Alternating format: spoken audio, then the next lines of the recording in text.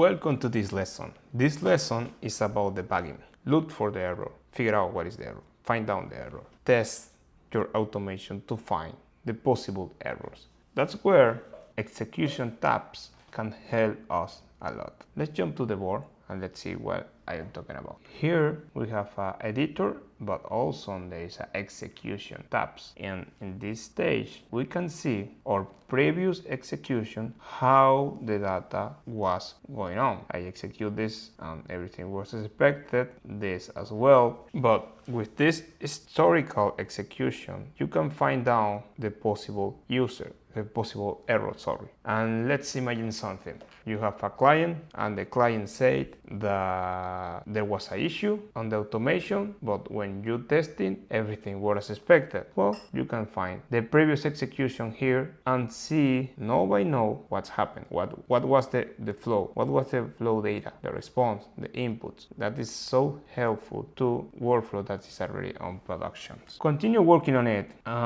Maybe you are wondering what is all this stuff. I implement all this stuff and change some names because we already implement the database and the code external tools. But I only change the name, as you can see, email sender tool, assign some names for the tools. That is important. And why? Because also I already implement the inputs, as you can see here. That is the input as a user role. Basically, I am providing the JSON to the AI agent. And here, this is the where the magic happens. The same. I add an important rule as a first because it's so important.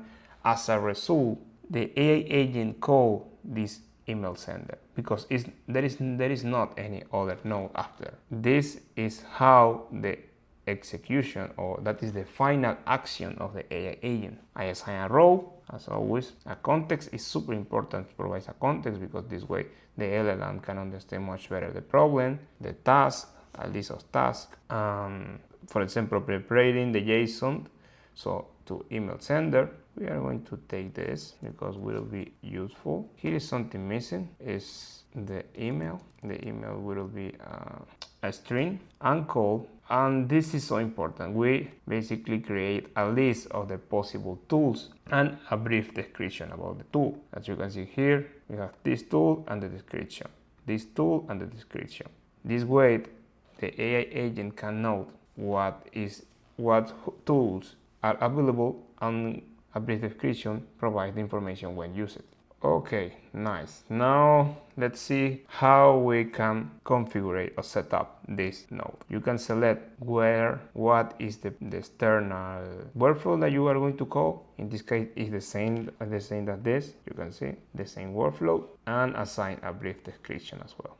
We are already defined what is the JSON because this external tool needs a JSON. Basically, we are sending a JSON with the new parameters to execute.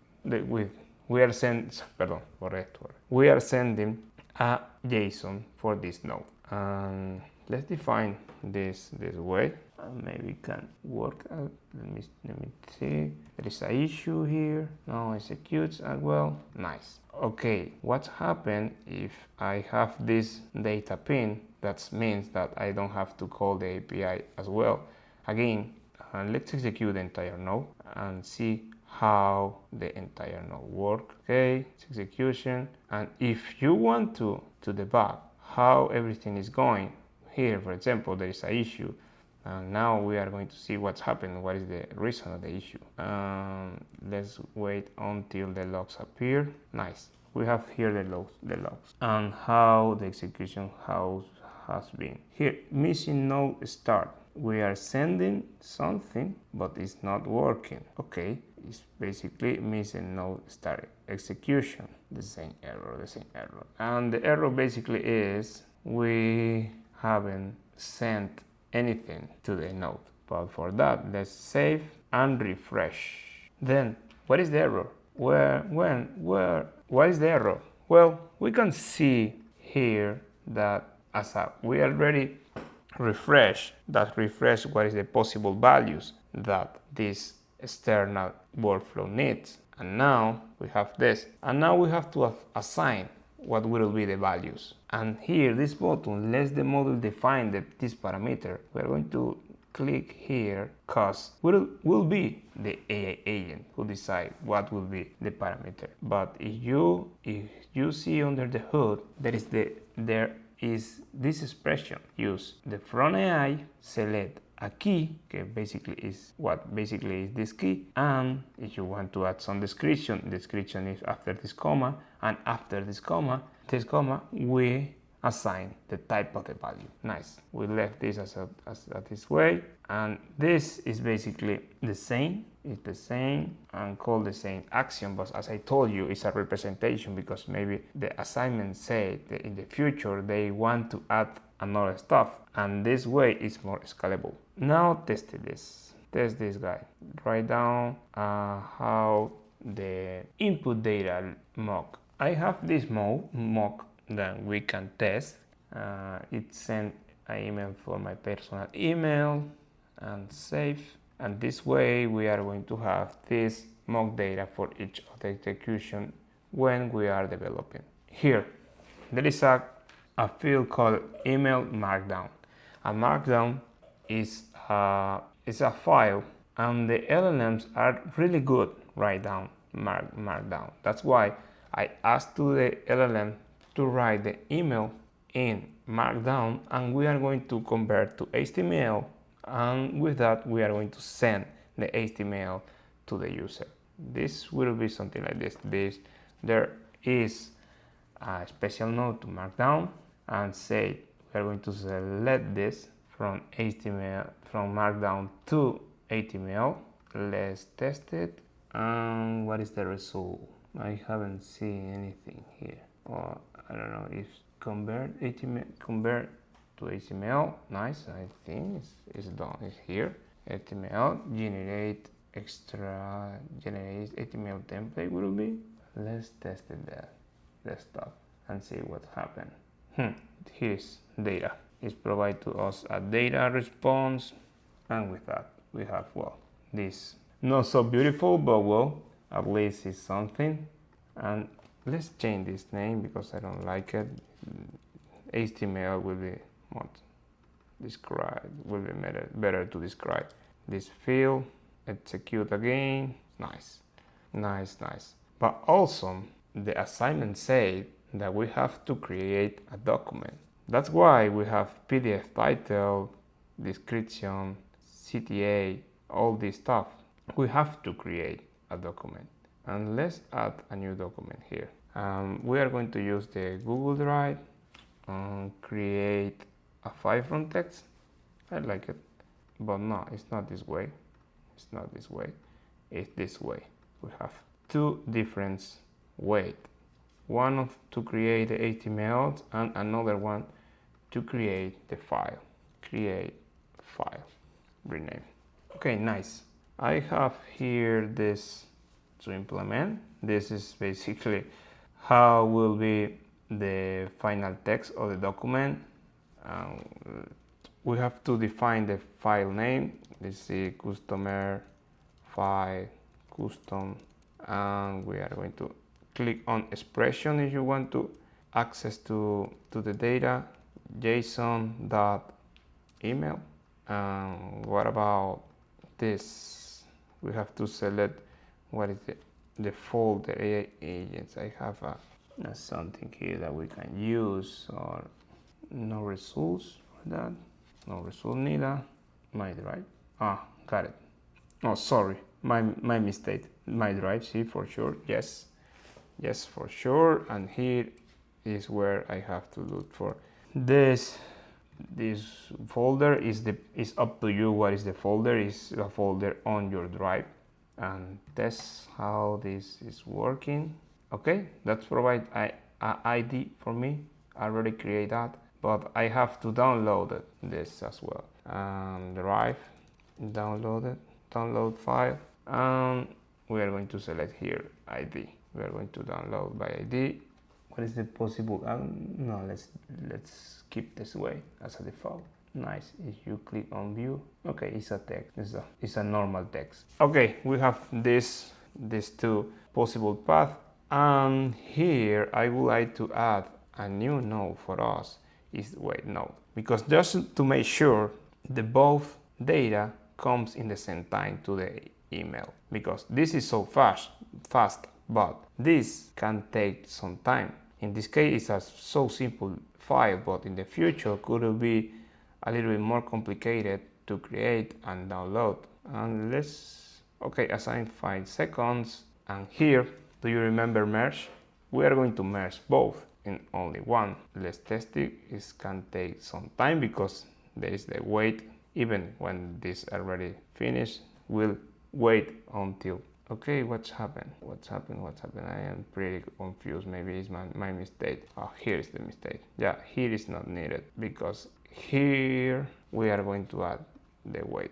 It's in this point. It's maybe 3 seconds. And here, sorry, my mistake. Well, it's cool because you can see that we made mistake as well. Okay, now testing. Much better.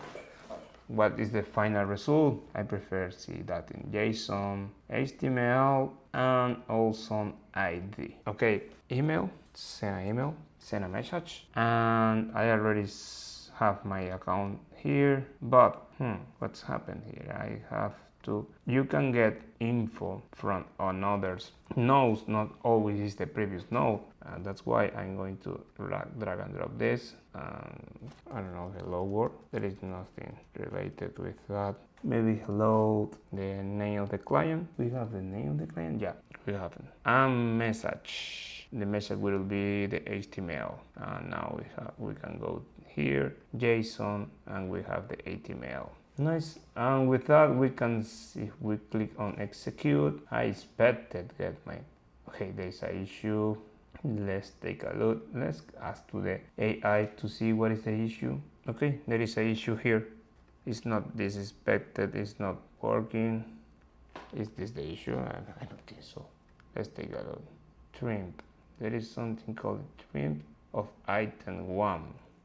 Now let's keep it this as expected.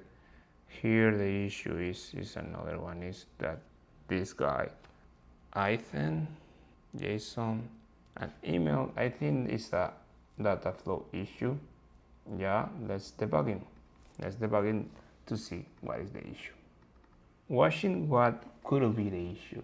What is crossing your mind? And maybe it's related with data flow, right? Why? Maybe, first of all, let's do something more clear. Let's do something like this.